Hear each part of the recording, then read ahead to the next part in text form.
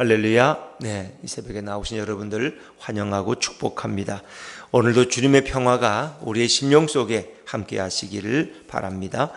자, 이스라엘 백성이 이제 애굽을 떠났지만 홍해 앞에 와서 머물러 서게 됩니다. 바로와 또 애굽 군대들이 이스라엘 백성을 이제 추격하게 되죠. 자, 그들은 앞으로 나아갈 수 없습니다. 그런데 이제 뒤에는 큰 먼지를 일으키며 애굽의 정예 군대들이 병거를 내세우고 달려오고 있습니다. 그럴 때 가질 수 있는 마음들이 두려움이죠. 두려움. 정말 이스라엘 백성들은 그런 위기에서 하나님 앞에 부르짖기도 하죠. 심히 두려워하여 여호와께 부르짖고, 사람들은 급하면 다 기도합니다. 우리가 기도하라 그래도 안 하는 것 같은데 정말 어려움을 당하면 다 합니다. 암이 걸리면 기도 안 할 사람 없어요. 죽을 위기에 걸리면 다 기도합니다. 기도하죠. 그런데 그 기도 가운데서 그들의 모습은 기도는 하지만 하나님을 온전히 신뢰하지 못한다는 거예요. 하나님을 온전히 신뢰하면 지금까지 이런 기적으로 우리를 애굽에서 이끌어내신 하나님이 위기 속에서도 우리를 보호하실 거야, 우리를 구원하실 거야, 우리는 두려워할 필요가 없지 하는 믿음을 가져야 되는데, 그들은 기도는 합니다. 부르짖습니다. 그런데 역시 그들은 불평합니다. 이것이 이스라엘 백성의 특징입니다. 심히 두려워하여 부르짖고, 여호와께 부르짖고 기도는 합니다. 그런데 그들은 원망합니다. 자, 우리 11절 말씀 다시 읽어볼까요? 11절입니다. 시작. 그들이 또 모세에게 이르되 애굽에 매장지가 없어서 당신이 우리를 이끌어내어 이 광야에서 죽게 하느냐? 어찌하여 당신이 우리를 애굽에서 이끌어내어 우리에게 이같이 하느냐? 12절입니다. 우리가 애굽에서 당신에게 이런 말이 이것이 아니냐? 이르기를 우리를 내버려 두라. 우리가 애굽 사람을 섬길 것이라 하지 아니하더냐? 애굽 사람을 섬기는 것이 광야에서 죽는 것보다 낫겠노라. 아멘. 자, 오늘 이들의 불평을 11절 12절 들어보면 그들은 하나님을 전혀 신뢰하지 않는다는 것입니다. 그들은 하나님의 은혜를 전혀 기억하지 못한다는 것입니다. 그들은 하나님 앞에 급하니까 부르짖습니다. 그런데 그들은 기도가 끝나면 또 불평하고 원망하는 것입니다. 왜 우리를 그냥 애굽 땅에 살게 하지, 매장지가 없어서 이 광야까지 이끌어냈느냐? 우리가 그냥 내버려 두라고 하지 않았느냐? 너희가 왜 굳이 우리를 여기까지 이끌어냈느냐? 애굽 사람을 섬기는 것이 광야에서 비참하게 죽는 것보다 낫다고 우리가 너에게 무수히 말하지 않았느냐? 그렇습니다. 교회에서 이렇게 어떤 일을 하다가 조금 어려움에 닥칠 수가 있죠. 그래서 사람들은 대개 누군가를 원망하기 쉽습니다. 왜 목사님이 이렇게 하자 그래가지고 이 고생 우리가 하지 말자 그러지 않았느냐? 이제 그런 것들을 우리 생각합니다. 사람들은 뭔가 어려움이 닥치면 누군가 핑계거리를 생각합니다. 누가 이렇게 하자 그랬느냐? 누가 이렇게 하자. 교회가 어려움을 당하면 기도는 합니다. 그러나 기도 끝나면 또 원망하고 싸웁니다. 이건 당신 때문이라. 이건 목사님이 책임져야, 이건 장로님이 책임져야 된다고. 여러분, 하나님은 우리 인생에 늘 가끔 어려움도 주시고 이렇게 홍해 앞에 갇힌 것 같은 형상으로 우리를 이끄실 때도 있습니다. 그래야 진정 그들의 믿음을 하나님은 보실 수 있기 때문입니다. 그런데 오늘 이스라엘 백성들은 정말 그들이 만난 첫 번째 재난 앞에서 어쩔 줄을 모르는 것입니다. 그들의 지도자 모세를 원망하는 것입니다. 모세를 원망한다는 것이고 하나님을 원망하는 것이고 하나님을 신뢰하지 않는다는 것입니다. 걱정하지 마십시오. 하나님이 다 계획이 있을 겁니다. 이래야 되는 거 아닙니까? 이래야 되는 거 아니에요? 네. 제가 전에 양평 교회에서 목회할 때 거기 계신 장로님들과 청년들을 데리고 중국에 처음 아웃리치라 그러죠. 선교를 갔어요. 근데 그때는 그냥 굳이 중국에만 도착하면은 선교사님이 안내해 주니까 굳이 우리가 가이드를 데리고 갈 필요는 없지 않느냐. 한번 비행기 타면 중국 땅에 내리면 거기 선교사님이 나와서 우리를 안내하니까 이렇게 해서 이 모든 걸 이제 우리 자체로 했어요. 그래서 여행사에서 티켓을 예매하고 또 돌아올 비행기 표는 받고 갈 것은 이제 확인을 하고 공항에서 타고 중국 도착해서 잘 여정을 보냈습니다. 그리고 이제 돌아오는 길이었어요. 근데 이제 돌아올 때 티켓을 이제 이렇게 여행사에서 받아가지고 그대로 가지고 있었죠. 근데 그게 이제 공항에 나오니까 착오가 생긴 거예요. 착오가. 우리가 원래 가진 일정표에는 예를 들면 뭐 7시 출발이었는데 실제 공항에서 전해받은 그 비행기 티켓에는 6시 반 출발로 돼 있었대요. 6시 반 출발. 그 30분이 앞당겨진 걸 여행사에서 얘기를 안 해준 거예요. 처음에 이제 우리가 몇 시에 가고 몇 시 비행기 타고 온다 할 때 전체를 프레젠테이션 할 때는 이제 그렇게 그것만 이제 알고 있었다. 근데 실제 공항에서 돌아올 때 비행기 표가 30분이 당겨진 것은 얘기 안 해준 거예요. 얘기 안 해준 거예요. 그러니까 그것도 사실 확인해야 되죠. 근데 뭐 저는 그렇게 철석같이 믿고 제가 그 표를 이제 담임 목사가 가지고 있었는데, 그리고 이제 그 생각만 하고 시간을 생각해서 공항에 왔는데, 공항에 도착하자마자 누가 그래요. 뭐 이렇게 이렇게 막 비행기를 탑승하지 않은 사람들에서 빨리 타라고 뭐 중국말로 막 나오고 영어로 나오는데 그걸 뭐 누가 쉽게 알아듣나요? 한국말은 안 하니까. 그 생각도 없이 우리는 비행기 시간이 아직 남았으니까. 그렇게 생각하고 했더니, 그게 우리를 찾는 거였다는 거예요. 그 비행기는 떠났다는 거예요. 이게 황당한 거죠. 30분이가 시간이 착오가 났는데 그걸 모르고 비행기 떠났다는 거예요. 근데 오늘이 토요일이었어요. 오늘 한국에 들어가야 내일 주일 예배를 드리는데 이 큰일 났어요. 여기 공항을 우리 한국 관계자를 찾아가도 해결이 없어요. 그날따라 또 무슨 연휴가 겹쳐가지고 비행기가 다 10,000원이라서 도저히 어떻게 할 수가 없다는 거예요. 그러니까 그때 이제 나오는 불평들이, 왜 목사님이 표를 관리해가지고 왜 이런 사단이 나느냐, 그래서 가이드를 데리고 오자고 하지 않았느냐, 이런 이제 불평들이 터져나요. 저도 몸둘 바를 모르는 거예요. 한 25명이 갑자기 고아가 돼버린 거예요. 여기서 그럼 내일 타고 갈 수 있냐? 내일도 비행기가 없다는 거예요. 내일도.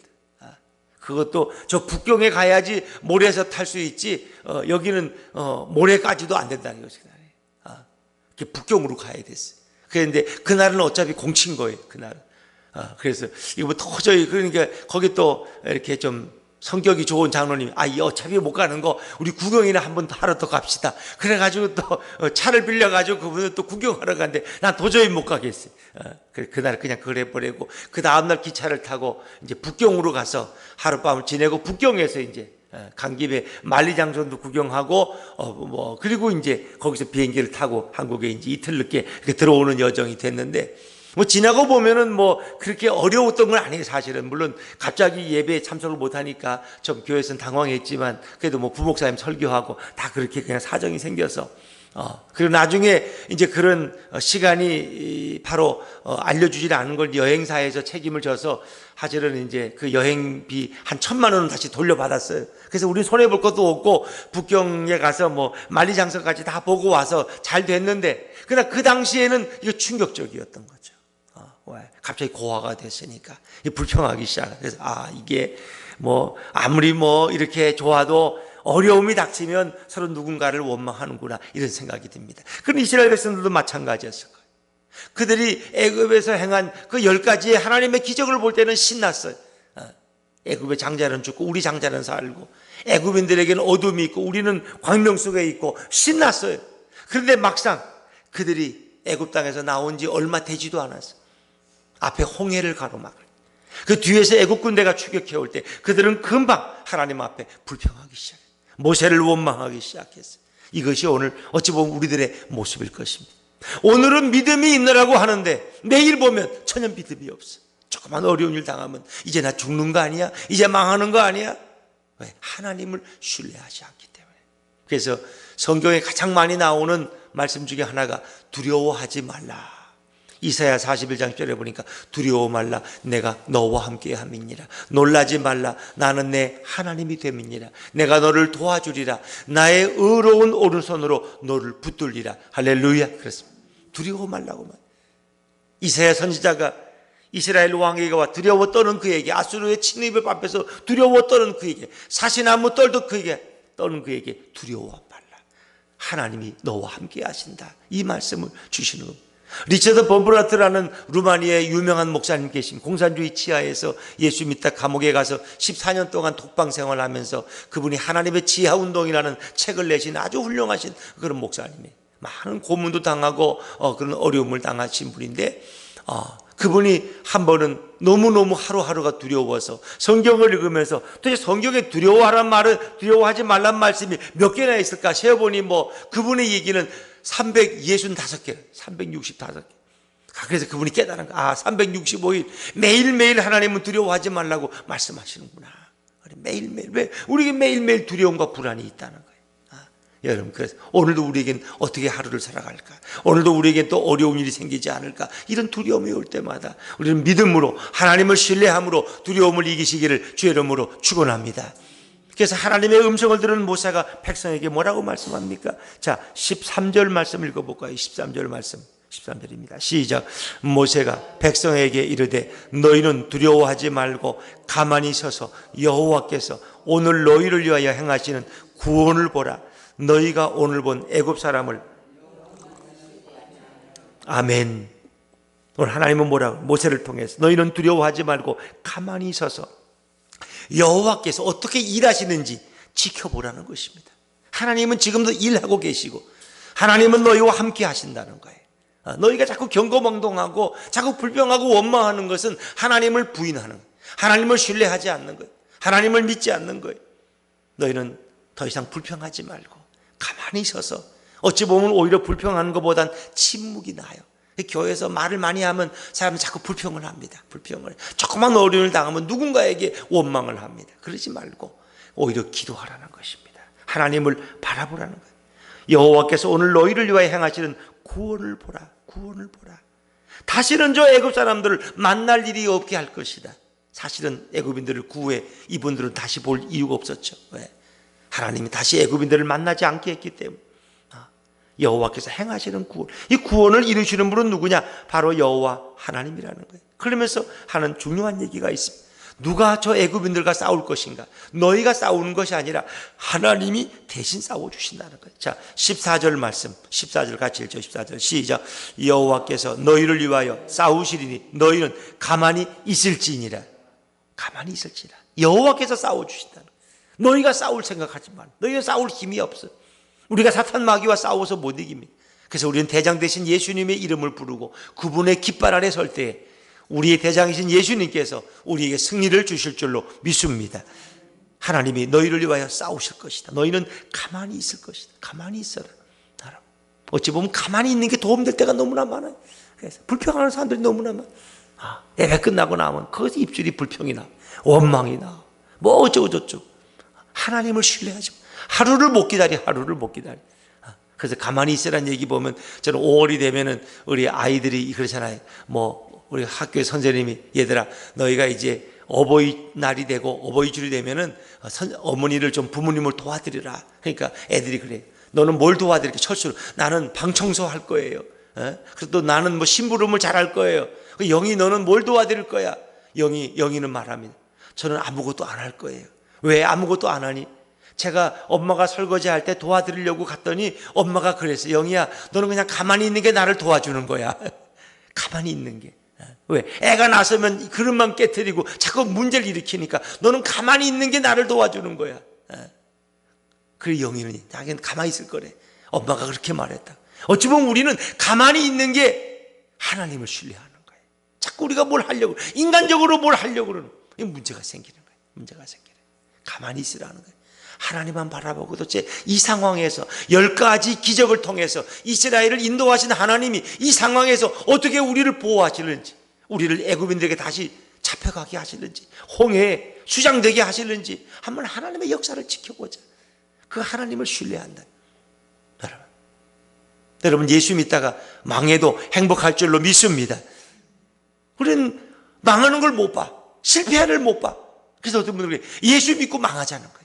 이 시대에서 예수 바로 믿으면 망할 수도 있다는 거예요. 정직하게 살고 거짓말 안 하고 남의 것 안 훔치고 남에게 오히려 속고 망할 수 있다.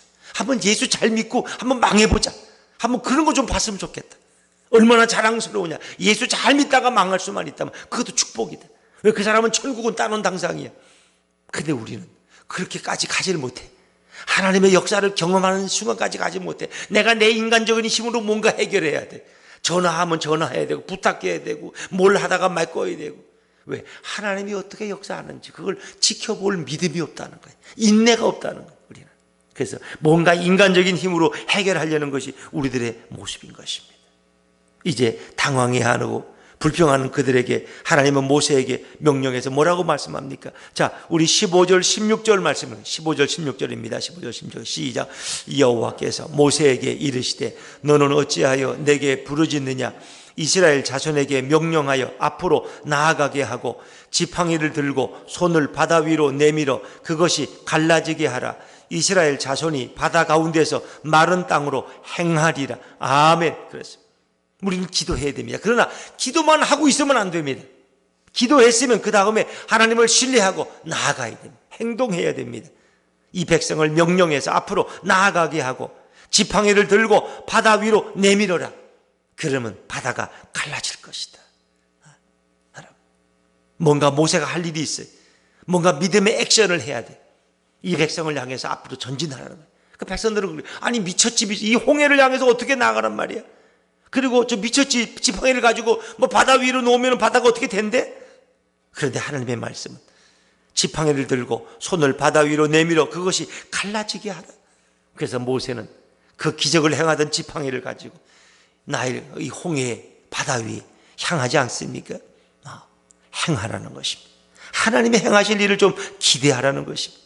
기도했으면 좀 기다려보라는 것입니다. 하나님이 어떻게 역사하실지, 하나님이 어떻게 응답하실지. 기도하고 나서도 빨리 금방 안 된다고 그냥 또 어떻게 또 기도하고나 또 불평하고 기도하고 또 전화하고 그러지 말고 하나님이 어떻게 일하시는지 좀 한 시간이라도 아니 반나절이라도 좀 기다려보라는 것. 하나님이 행하시고 있고 하나님은 오늘도 일하고 계신 줄로 믿습니다. 왜 이 모든 일을 만드느냐? 그걸 통해 하나님이 영광을 받기 원하신다는 거예요. 영광을 받기 원하신다. 그래서 오늘 10절에 보니까 우리 10절 말씀 한번 읽어볼까요? 10절 시작. 내가 애굽 사람들의 마음을 완악하게 할 것인즉 그들이 그 뒤를 따라 들어갈 것이라. 내가 바로와 그의 모든 군대와 그의 병거와 마병으로 말미암아 영광을 얻으리니. 왜? 그들이 이제 홍해에서 수장될 때 하나님이 영광을 받으신다는 거예요. 그래서 우리 창세기 15장에 보면 이제 이스라엘 백성은 완전히 다 구원받고 홍해를 마른 땅같이 건너가고 애굽의 그 병거와 군대들은 다 홍해에서 나오지 못하고 그들이 거기 수장될 때 그들은 여호와 이스라엘 백성들과 모세는 하나님을 향해 찬양하고 노래하는 거죠. 하나님은 그를 통해서 영광 받기를 원하고 정말 이스라엘 백성이나 애굽인들이 정말 저분이 여호와 하나님이시구나, 위대하신 우리의 구주시는구나 고백할 수 있기를 하나님은 원하신다는 거예요. 하나님은 다 준비가 있어요. 자, 우리 19절 말씀 하나님이 어떻게 역사하시는지 한번 읽어보죠. 19절입니다. 시작. 이스라엘 진 앞에 가던 하나님의 사자가 그들의 뒤로 옮겨가매 구름 기둥도 앞에서 그 뒤로 옮겨. 그들을 이끌어가던 구름 기둥이 있어요. 그런데 중요한 것은 이스라엘 진 앞에 앞서 가시던 하나님의 사자가, 우리는 일반적으로 천사라고 말하지만 하나님의 사자, 여호와의 사자라고 하는 표현은 되게 이격인 성자 예수님을 가리키는 것이 대부분입니다. 하나님의 사자가 그들의 뒤로 옮겨갔다는 거예요. 그들을 이끌고 가던 예수님께서 이제 그들의 진영 뒤쪽으로, 뒤에 말미 쪽으로, 그래서 애굽인들과 바로 이스라엘 백성의 사이에 누가 섰느냐? 하나님의 사자가 섰다는 거예요. 그러니까 구름 기둥도 그 뒤로 옮겨가서 그 구름 기둥이 애굽인들과 이스라엘 백성 사이를 막아섰다는 거예요. 이해가 되시죠? 막아섰어요. 그러니까 막아선 결과가 어떻을까요? 자, 20절 말씀, 20절입니다. 20절 시작. 애굽 진과 이스라엘 진 사이에 이르러 서니 저쪽에는 구름과 흑암이 있고 이쪽에는 밤이 밝음으로 밤새도록 저쪽이 이쪽에 가까이 못하였더라. 자, 모세가 지팡이로 이제 바다를 향해서 내리치는 순간, 향하는 순간 이제 하나님은 동풍을 불어오셔서 이 홍해 바다를 말리기 시작합니다. 가르기 시작해요. 시간이 걸려요. 시간이 밤새도록 그 일을 하십니다. 그때 이스라엘 백성과 하나님, 이스라엘 백성 사이에는, 애굽인들과 이스라엘 백성 사이에는 이 구름, 검은 구름이 그들 사이를 막았다는 거예요. 그래서 그들을, 이 애굽인들에게는 구름과 흑암이 캄캄해요. 그들은 거기 갇혔어. 나가지 못해. 앞이 안 보여. 그런데 이스라엘 백성들이 모이는 이곳에는 환한 광명이, 하나님의 빛이 비치는 거예요. 캄캄한 밤이지만 하나님의 빛이 밝게 해서 그들이 안심하도록 역사하셨다. 그리고 하나님이 이제 홍해를 갈르시기 시작하는 거예요. 동풍이 불러와서 홍해를 마르게 하는, 이 놀라운 일을 행하시는 거예요. 여러분, 하나님을 끝까지 신뢰한다는 건 이렇게 중요해요. 하나님은 애굽인들이 한 사람의 이스라엘 백성도 다치게 하지 못하도록 우리 예수님께서 앞서 가시다가 그들 사이에 서시고 구름 기둥이 그들 사이에 옮겨서 그들을 안전하게 보호하시는 거예요. 이게 바로 하나님의 역사인 줄로 믿으시기를 바랍니다. 우리 예수님이 바로 그들 앞서 인도해 가셨다는 것입니다. 그리고 그들 사이에 서서 그들을 보호하셨다고 오늘 성경은 분명히 말씀하고 있습니다. 그래서 믿음은 하나님을 신뢰하는 거지만 동시에 행함이 따르는 것입니다. 하나님을 신뢰하고 나아가는 것입니다. 예수님께서 이스라엘 기도하러 가시고 제 아들이 먼저 배를 타고 갈릴리 바다를 건너갈 때 풍랑이 일어요. 그래서 제 아들이 막 고생해요. 그러니까 예수님이 그걸 보시고 무리를 걸어서 오시죠. 베드로가 주님, 처음엔 놀랐어요. 유령이라 그랬더니 나다, 두려워하지 말라. 아, 주님이시군요. 그때 베드로가 용기가 생겨요. 주님, 저를 명령해서 무리를 걸어오라 하소서. 참 베드로가 믿음이 좋아요. 그러니까 예수님께서 베드로에게 걸어오라 그랬더니 베드로가 배에서 내려서 무리를 걷기 시작하다가 바람이 부니까 두려워서 빠질까 봐 걱정하는 사이에 다시 그런 물속에 빠져들어가고 예수님이 그의 손을 붙들고 일으키면서 믿음이 없는 자여 왜 두려워하느냐라고 말씀하죠. 정말 베드로는 어찌 보면 유일무이하게 인간으로서 무리를 걸어간 사람이에요. 여러분, 무리를 걷기 위해서는 어떻게 해야 돼요? 배에서 내려야 돼요. 예수님의 말씀을 신뢰해야 돼요. 그리고 그런 무리를 걸어가기 시작했어요. 정말 예수님 외에는 무리를 걸은 유일한 사람이 베드로예요. 물론 나중에 빠졌지만.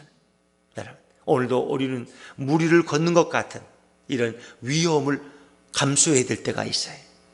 제 얘기가 좀 죄송합니다만 제가 이렇게 기성교회에서 서울에 그래도 안정된 중형교회에서 19년 동안 목회하다가 이렇게 개척을 소원하고 또 개척을 위해서 기도하고 개척의 음성을 듣고 이제 결단할 때는 거기에 많은 쉽지 않았어요. 그것이 쉬운 것 같지만 쉽지 않았어요. 왜? 인간이기 때문에 늘 저울질을 하고 계산을 하는 것입니다. 내가 그냥 여기 있다가 그냥 편안히 은퇴해서 그냥 편안히 사는 게 낫지. 한 5년 6년만 더 하면 자원은퇴도 65세 이제 하는데 굳이 개척을 했다가 어떤 일을 당할지 물속에 빠질지 누가 알아. 근데 하나님이 제게 늘 말씀하시는 것이 야, 이영모 목사야, 너가 무리를 걷고 싶으면 안전한 배에서 내려와야 돼. 안전한 배에서 내려오지 않으면 무리를 걷는 기적을 체험할 수가 없어. 무리를 걷는 경험을 할 수가 없어. 내가 아무리 너를 무리로 걷게 하고 싶어도 너가 배에서 내려와야 돼. 내가 배에서 내려온다는 건 뭐예요? 제가 섬기던 영신교회를 떠나는 거예요. 그 사임을 하고 떠나야 돼. 그 앞은 그 교인들도 저를 책임질 수가 없어. 근데 하나님만이 책임질 수 있는 거예요. 그렇지 않습니까? 그것이 저에게는 많은 도전이 되었어요. 물 위를 걸으려면 배 밖으로 나오라는 거예요. 배에서 뛰어내리라는 거예요. 안전한 배, 평생 먹고 살 수 있고 먹을 거 입을 걱정하지 않은 안정된, 그리고 은퇴까지도 보장된 그곳에서 나오지 않으면 무리를 걸을 수가 없다는 거예요. 저는 무리를 걷는 경험을 하기 위해서 배 위에서 뛰어내려야만 했어요. 그것은 쉽지 않은 결단이었지만 주님이 음성을 주셨기 때문에 쉽게 뛰어내릴 수 있었어요. 어찌 보면 지금은 무리를 걷고 있는 거예요. 개척하면 다 망한다는 도식이 100개의 교회를 개척하면 정확하게 95개는 다 망하고 3년 안에 문 닫고 5개 정도가 겨우 생존하다가 그것도 몇 년 가서는 그냥 한두 개만 남고 나머지는 결국은 월세를 감당 못해서 결국은 교회를 문 닫는다. 그것이 요즘의 법칙입니다. 어찌 보면 이건 무리를, 생사를 건 무리를. 그러나 하나님을 신뢰하기 때문에 그분이 우리에게 말씀하실 때, 음성을 들려주실 때 그분을 믿고 개척에 도전할 수 있는 것입니다. 안전한 배에서 나오지 않으면 무리를 걸을 수가 없어요. 어찌 보면 우리의 신앙의 삶도 마찬가지. 여러분이 안전한 곳에서 나오지 않으면 하나님의 기적을 볼 수는 없어요. 그러나 여호와를 신뢰한다면, 오늘 예수님이 살아서 우리의 행진의 앞을 인도해 가시고 애굽인들과 이스라엘 백성 사이를 보호하시는 그 예수님이 오늘 살아서 나와 함께 하신다는 믿는 사람이 믿음의 모험을 할 수 있고 무리를 걷는 주님의 기적을 경험할 수 있다는 것입니다. 오늘 하나님께서 우리에게 이런 믿음을 부어주시기를 주의 이름으로 축원합니다. 기도하겠습니다.